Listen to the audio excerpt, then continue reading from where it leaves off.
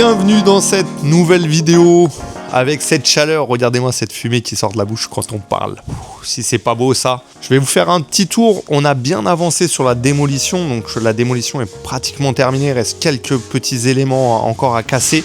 Je vais vous faire un petit tour et on a commencé à mettre les premières parois.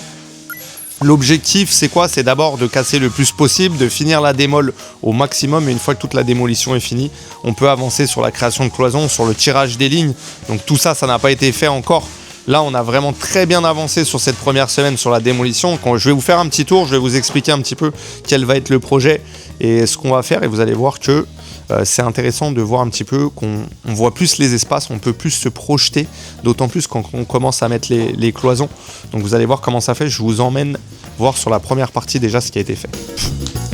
Donc là, avant, vous vous souvenez, il y avait deux petits murets qui étaient là. Donc là, on les a cassés. On est en train de tout débarrasser, donc les gravats. Donc ici, il n'y a plus rien. L'espace est brut. Et là, on va donc remplacer cette fenêtre qui est ici. Donc ce qu'on va faire, hop, c'est qu'ici, on va avoir une ouverture qui va être un petit peu plus grande et qui va descendre jusqu'en bas surtout. Et là, on va faire une autre ouverture pour donner un maximum de lumière naturelle à cet espace. L'objectif ici, ça va être d'avoir un grand salon. Donc tout ça, ça va être le salon. Et ici, c'est pareil sur cette partie qui est à l'extérieur, qui est juste là. Donc ici, on va fermer. Donc tout ça, ça va être fermé. On va faire une toiture et il y aura un espace fenêtre ici pour pouvoir ouvrir et avoir un maximum de visibilité.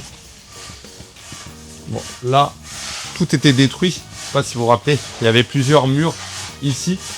Là, on a monté en carreau de plate un mur pour faire une chambre. Donc ici sera une chambre. Donc il y aura une porte d'entrée qui sera ici, juste à côté du garage.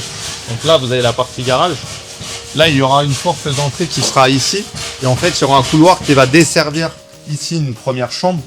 Donc là, hop, vous aurez une première chambre. Je vous montre à la surface. Et ici, vous aurez une deuxième chambre. Donc là, vous avez la porte. Donc vous avez le couloir qui va desservir cette chambre-là. Et là, vous avez l'autre porte qui va être ici et qui va desservir la deuxième chambre. Donc le but, c'est d'optimiser. Cette maison, on va le diviser en deux maisons. Donc là, vous aurez une première maison, donc avec les deux chambres ici. Vous aurez deux chambres, une chambre là, une chambre là. Ici, vous avez les chambres. Donc il y a une fenêtre qui a été murée ici. Cette fenêtre-là va être ouverte. Donc là où il y a des carreaux de verre, ça va être ouvert, ça va être une fenêtre. Là, on va changer les fenêtres pareil. Il y aura deux fenêtres dans cette chambre. Là, donc, vous aurez salle de bain, toilette.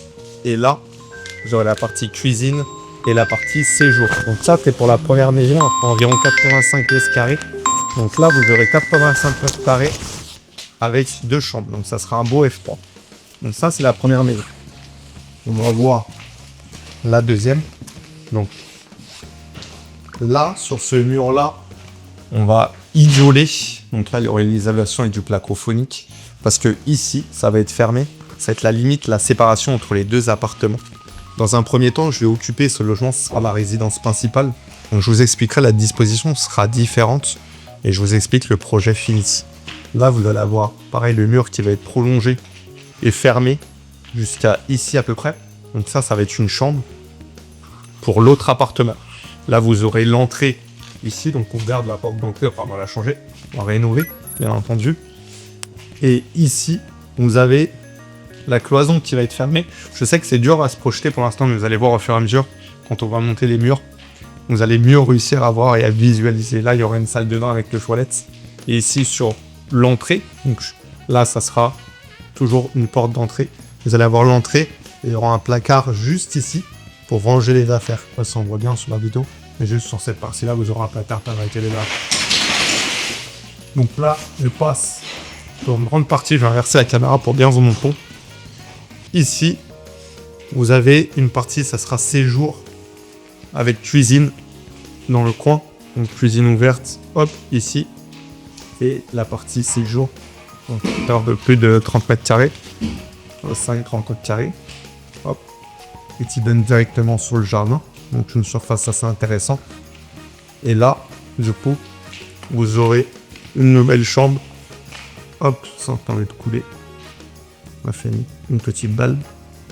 Et la fenêtre là sera ouverte. Et là, vous avez une autre fenêtre. Donc ça peut être belle chambre de 11 mètres carrés. Et là, vous avez le grand salon. Hop, cuisine. Et un beau jardin qui sera divisé donc pour les 2 maisons. Et ça, je vous montrerai au fur et à mesure. Là, ça va pas rester comme ça. En fait, là, il va y avoir une ouverture qui va être créée pour les voitures.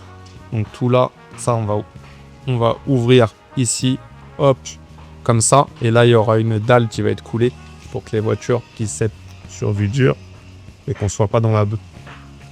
Et là, on fera une belle terrasse ici. Et vous aurez une belle terrasse aussi dans le fond. Vraiment, l'objectif, c'est d'avoir 2 maisons distinctes. Donc pour l'Île-de-France, c'est vraiment très bien. Parce que ça offre un jardin. On est proche de Paris. Donc ça permet d'avoir un jardin pour chaque logement. Ça peut paraître peu quand on est en province, peut-être. C'est des jardins qui vont faire 200 mètres carrés, en tout 250 mètres carrés. Ça, il y a une parcelle des 50 mètres carrés faut être côté. Mais en Île-de-France, c'est bien. Ça permet d'avoir des extérieurs et de pouvoir profiter. Donc c'est plutôt top. Bon, on est maintenant avec le chef de chantier. Est-ce que tu peux nous dire un petit peu ce que vous avez fait, comment vous avez avancé, pourquoi vous avez commencé par tout casser et commencer déjà les cloisons? Bonjour tout le monde d'abord. Donc c'est la société Renovibon, voilà. Ouais, c'est important de le préciser. Renovibon pour ceux qui cherchent une société de qualité.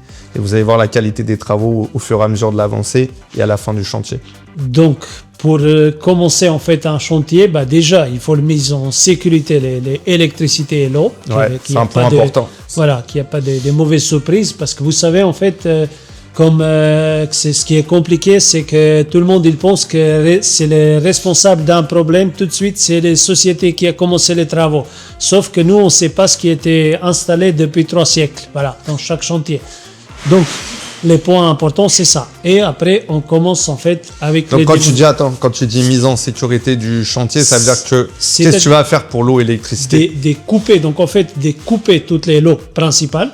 Et de couper toute l'électricité sur les disjoncteurs principaux. Et de vérifier bien, est-ce que c'est le seul disjoncteur qui existe? Parce que dans certains endroits, on a des problèmes, qu'il y a difficulté, qu'il y a plusieurs maisons. En fait, il y a plusieurs disjoncteurs dans une maison. Ouais, c'était divisé, rajouté dans l'année. Ouais, ils ont fait du bricolage. Exactement, des chaudières, des clims et tout ça. Et en fait, on se trouve avec plusieurs tableaux en cachette. Donc, en fait, on peut voir un accident ou en fait encore pire, un feu ou quelque chose de plus compliqué. Donc tu mets en sécurité d'abord. Une fois que tu as mis tout en sécurité, tu commences par la démolition. Exactement. Est-ce que tu démolis tout ou tu démolis la plus grosse partie d'abord et après au fur et à mesure tu vas quand même avancer sur un petit peu de démolition comme là on a vu tu as déposé les plafonds.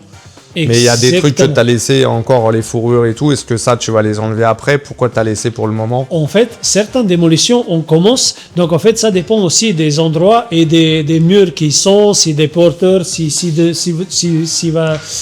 certains les murs, il va devenir les porteurs après des années, tout ça. Donc, il faut faire très attention à plein de choses. Donc, dans ces cas-là, exemple, dans les maisons, il faut le faire très attention parce qu'on a démoli un mur de garage et en fait, que ça peut être un jour les porteurs, on a préféré de rajouter un nouveau mur, de sécuriser les toitures, même si c'est en acier, que c'est pas trop lourd, mais on préférait de bien sécuriser que un jour, en fait, après notre départ, dans 10 ans, il n'y a pas une fuite ou quelque chose. Ou des fissures. Voilà, ou des fissures, plus important que on va pas le dire, ça vient pas de nous et tout ça. Donc, là, c'est ce que tu as fait avec le carreau de plâtre. C'est du bac acier, la toiture. Mais tu as quand même mis le carreau de plâtre et tu vas le monter jusqu'en haut pour maintenir bien la toiture, qu'il n'y ait pas de problème et que ça s'affaisse pas avec le temps. Exactement. C'est pour ça qu'on a préféré de faire les carreaux de plâtre au lieu de faire les placo BA13 parce que c'est plus léger et ça va pas porter trop. Donc en fait, les carreaux de plâtre, il est plus costaud. C'est un matériel quand même qui est plus costaud et plus sécurité pour les maisons, pour la société et pour les clients aussi. Ouais, top. Après, une fois que tu as fait la démol, le plus gros de la démol, tu vas avancer au fur et à mesure donc sur le reste de la démol. Et là, on voit que tu as commencé déjà à monter des cloisons. En fait, ça dépend de chaque chantier, il écrit son histoire. Donc, en fait, les avancements, c'est ce qui est important. C'est que là, exemple, on a des intérieurs et l'extérieur à faire. Sauf qu'on est au mois de novembre et on a beaucoup de pluie. Donc, en fait, ça va nous compliquer un peu les tâches pour l'extérieur. heureusement, en fait, vous êtes en connaissance que c'est très difficile de faire des façades actuellement et tout ça, donc il faut l'attendre. Il faut décaler un petit peu, Il faut décaler quelques jours, il faut l'attendre un peu pas de soleil, mais il faut l'attendre un peu. Qu'il fasse plus chaud et qu'il n'y ait pas de pluie. Exactement. Et d'autant plus que là, ça va être sur la majeure partie de la maison de l'isolation extérieure. Donc l'isolation, elle va se faire par l'extérieur. Exactement. Et du coup, là, tu as un petit peu bloqué pour pouvoir avancer à cause du temps. C'est pour ça, en fait, aussi des commandes de fenêtres et des choses que ça dépend pas toujours de nous. Parce qu'en fait, on a des fournisseurs, des matériels qu'ils ont en stock, des matériels qu'ils n'ont pas en stock. Chaque fenêtre, il est sur mesure. Donc, en fait, tout ça, ça nous décale des choses qu'on peut le faire. Et dans ces cas-là, on s'organise de le faire. Les parties, exemple, partie intérieure, ce qui est faisable. Donc, toujours électricité, toutes les lots par rapport aux plans que l'archi il a fait. Exactement. Parce que là, sur ce bien-là, comme je vous dis, il y a une division qui a été actée. Donc, c'est un permis de construire qu'on a déposé à la mairie. Et c'est l'architecte qui a déposé un permis et du coup qui nous a fait un plan intérieur pour nous aider. Après, on a fait quelques aménagements par rapport à l'intérieur. Mais en tout cas, l'extérieur, c'est quelque chose qui a été validé par la mairie. Donc, quelque chose qu'on doit respecter. On ne peut pas faire ce qu'on veut. Quand vous avez des modifications de façade, soit vous devez demander en fonction des travaux une demande préalable de travaux, soit un permis de construire. Là, on a demandé un permis de construire en l'occurrence. Pourquoi ? Parce qu'il y avait des modifications au niveau des fenêtres, au niveau de l'isolation. Donc, il y avait plusieurs choses qu'on a dû faire et du coup, on a dû solliciter ce permis. Donc là, on va mettre un petit peu de temps pour avancer. Et du coup, on va pouvoir avancer. Donc toi, tu avances là sur l'intérieur. Tu vas faire quoi du coup, vu que tu es un peu bloqué pour l'extérieur, comment tu vas faire pour avancer? Donc en fait, c'est des tons qui nous bloquent et en fait c'est aussi partie des menuiseries extérieures qui nous bloquent un petit peu. En fait, on peut pas, même nous, si on veut le voir tout de suite, c'est impossible.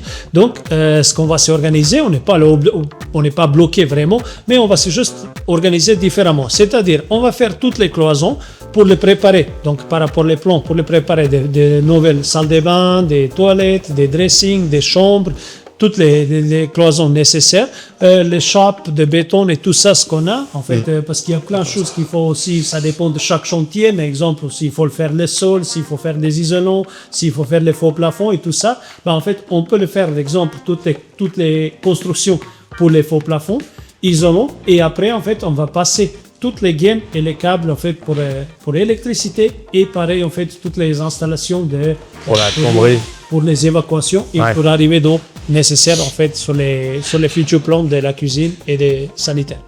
Ici on a vu il n'y a pas de placo intérieur parce que ça va être de l'isolation extérieure. Donc pour les murs, qu'est-ce que tu as prévu? En fait, ici, pour les murs, donc on a prévu, exemple, là, on a enlevé toutes les anciennes toiles, les papiers, tout ça, parce que voilà, c'est des anciens, donc c'est normal, ils ont collé plusieurs couches de papier, comme d'hab. Et en fait, après, on est obligé de respecter, donc en fait, on doit faire les impressions glycéro pour déjà enlever toutes les anciennes colles et qu'on n'a pas de mauvaises retours d'enduit après. Donc en fait, on va le faire des 2 couches d'impression et on va commencer avec les enduits.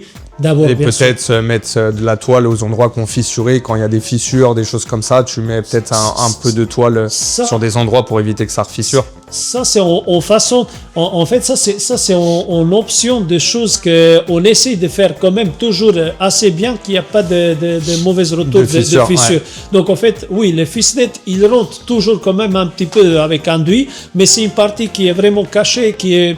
Ouais, ça se voit pas. Voilà. Nous, exemple, des pros, on le cache bien et qu'après, les enduits, c'est bien lisse, propre et qu'il n'y a pas de mauvaises retours. Donc, c'est important. Mais d'abord, on va le faire, comme je dis, donc on va le faire les saignements pour l'électricité parce qu'on n'a pas comme tu as dit, on n'a pas des isolants d'intérieur. Donc, on doit faire les saigner toutes les murs pour l'électricité. Bien sûr, le bien reboucher, le vérifier, tout ça. Et après, on va le faire des couches d'enduit. Et bien sûr, après, on avance au niveau de l'intérieur, les peintures et les décos, le reste. Et ça, c'est en fait une étape vraiment qui arrive vers la fin. Donc, pour ici, en fait, c'est que voilà, il faut le prévoir que installation de portes, installation de menuiserie intérieure, installation d'éclairage, installation de spots, de définir avec les clients et les plans d'archi, est-ce qu'il y a des prises commandées, est-ce qu'il y a des éclairages au plafond, est-ce qu'il y a des lampes sur les murs. Voilà, en fait, tout ça, il faut que vous pensez en avance. Vous êtes futur investisseur, donc en fait, il y a plein de choses que vous devez penser en avance. Là, on le voit, on a fait un plan juste là. Exactement. Je vous montrerai le plan détaillé, mais on a un plan. En fait, l'objectif, c'est de tout détailler pour la société qui vous fait les travaux, parce que c'est pas à eux de penser à ça.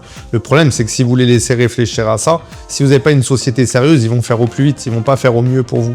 Et c'est pour ça que c'est important d'avoir un artisan de qualité et de confiance. Par exemple, tout à l'heure, Alex, il m'a dit, bah là, tu vois, la salle de bain avec le toilette, comment tu veux le disposer? Je pense que c'est pas la bonne solution. Et je vais vous montrer ce que moi je pensais et ce que lui m'a conseillé. Vous allez voir la différence. Et du coup, on a gagné de la surface, on a gagné des mètres carrés et surtout, ça sera beaucoup plus esthétique. Donc, c'est ça qui est important, avoir des gens de confiance. Parce que si vous prenez un artisan et qu'il n'est pas de bons conseils, il n'y a pas d'intérêt de travailler avec cet artisan. Le fait de travailler, alors nous, on a l'habitude de travailler ensemble déjà depuis des années.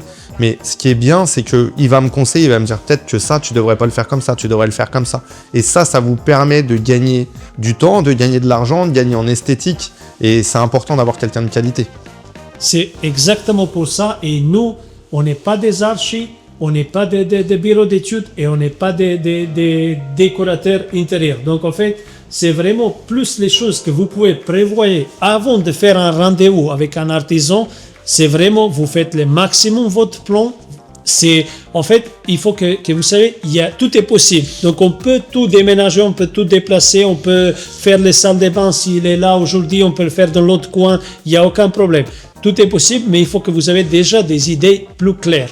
Et ça nous aide beaucoup, en fait, au niveau de la temps, parce qu'un chantier, pour respecter, exactement, pour respecter des temps de 1 mois, un délai, ce que tout le monde, en fait, il pense. Ok, vous pouvez finir dans 1 mois. Oui, mais dans 1 mois, si on a des plans comme ici. Ouais. C'est ça le résultat. Quand on a des plans, il n'y a pas de question. Ok, quelques consultations, c'est bon. Mais quand on n'a pas de plan, ça veut dire que je suis architecte, je suis bureau d'études, décorateur, les ouvriers aussi. Et en fait, donc et à la fin, il habite chez vous.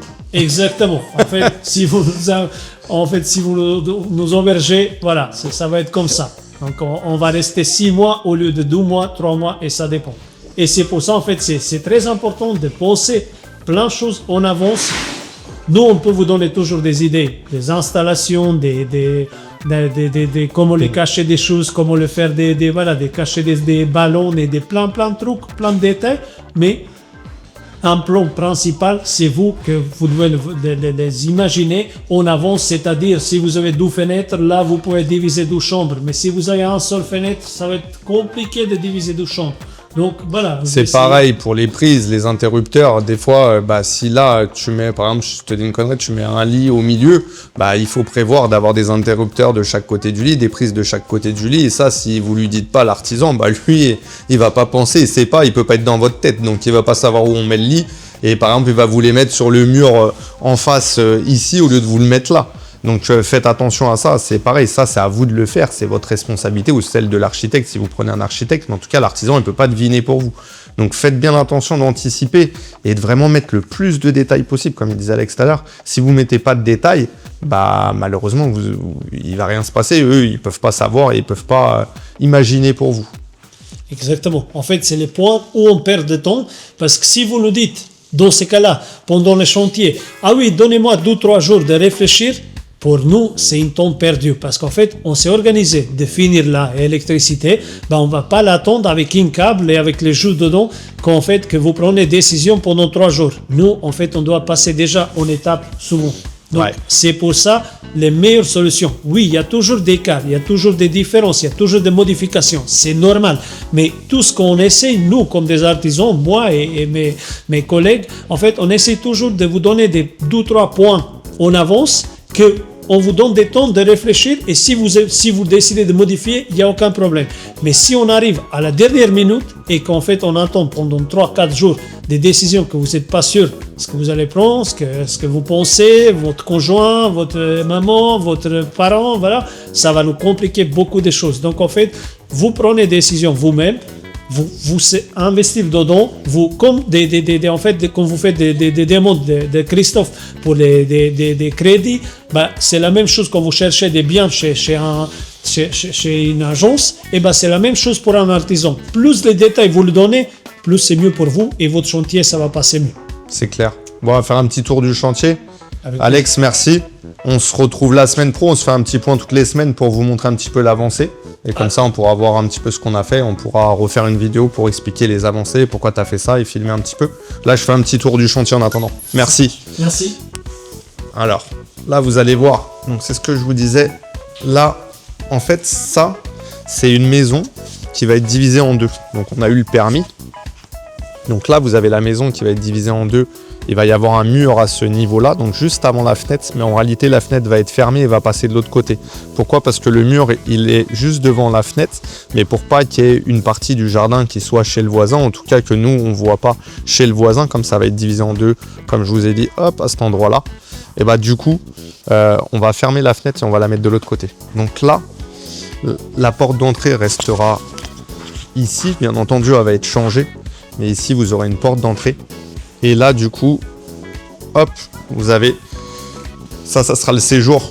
Séjour avec la cuisine ici. Donc, cuisine ouverte avec séjour. Là, vous avez une chambre, une première chambre. Donc, ça va être ouvert une fenêtre. Là, vous avez déjà une fenêtre existante de toute façon sur cette pièce-là. Donc, cette pièce sera une chambre, comme vous pouvez le voir. Donc, ça sera une belle chambre. Ça fait 11 mètres carrés. En tout cas, une chambre correcte. Donc là, salon cuisine. Là, en fait, on a ouvert parce que la porte va être de ce côté-là. Donc là, on va refermer en parpaing. Ici, vous allez avoir une salle de bain avec le toilette aussi. Donc, il y aura un toilette, salle de bain, donc receveur de douche, double vasque. Donc, vous aurez l'intégralité ici. Et là, en fait, ça va être fermé ici. Là, vous aurez une chambre. Donc ça, vous aurez la deuxième chambre ici. Et en fait, donc là, porte d'entrée. Porte d'entrée ici. Et là, vous aurez aussi donc, le couloir d'entrée. Vous aurez aussi là, juste ici, un placard pour mettre les affaires quand vous rentrez. Et du coup, cette partie-là, comme je vous ai dit, ça sera donc chambre. Hop, l'IPN va aller là où on a fait l'ouverture avec des poteaux.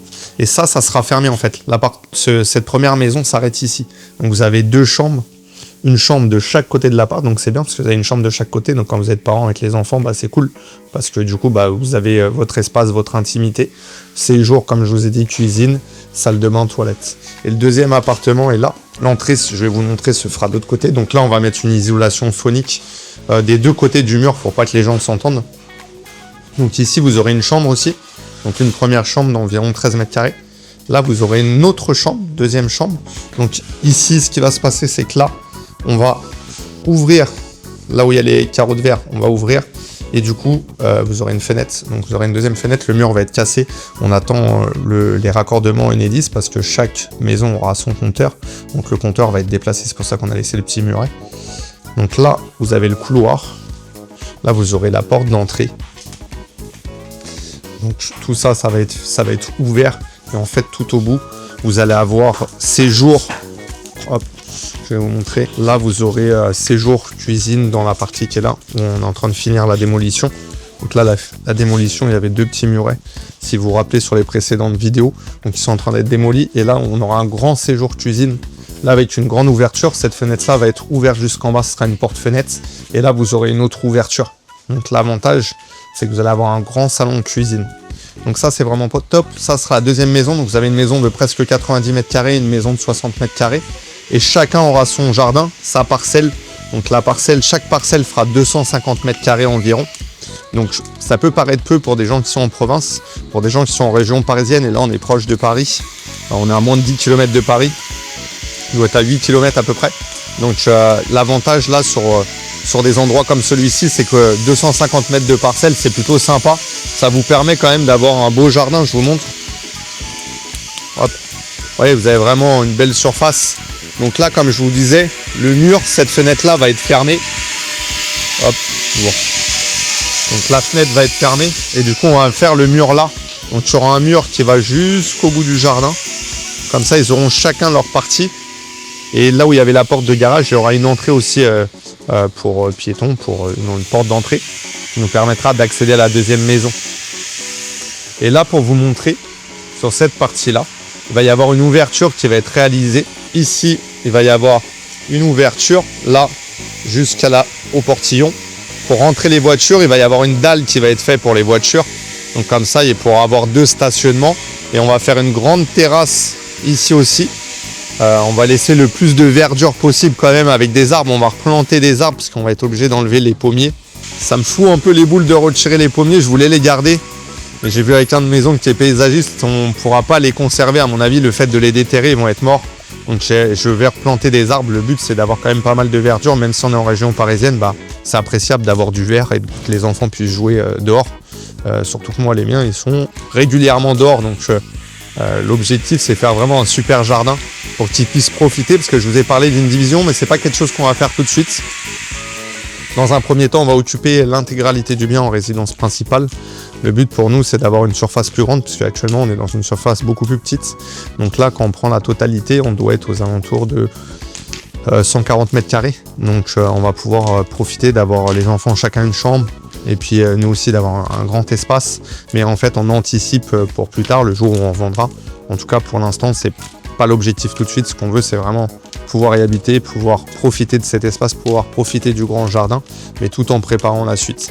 Donc ça va être plutôt sympa. Je vais vous montrer au fur et à mesure des étapes. Donc là, on a fini la démolition. En tout cas, on a bien avancé sur la démolition, comme vous avez pu le voir.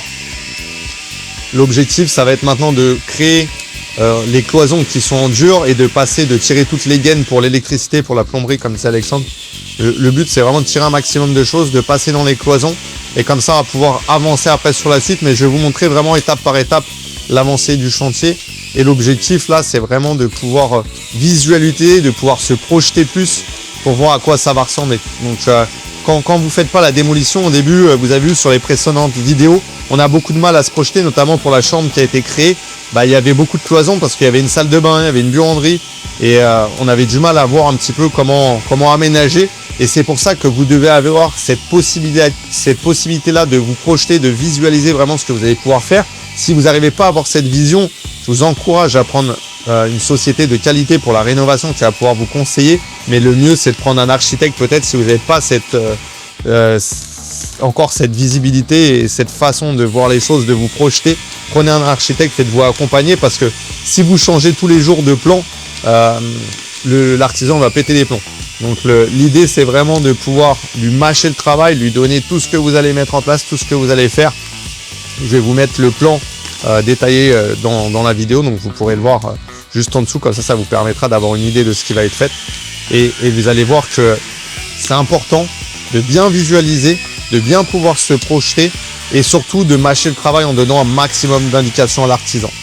J'espère que cette vidéo vous a plu. Si c'est le cas, n'hésitez pas à vous abonner. On fera des vidéos régulièrement pour vous donner toutes les étapes vraiment de l'avancée du chantier.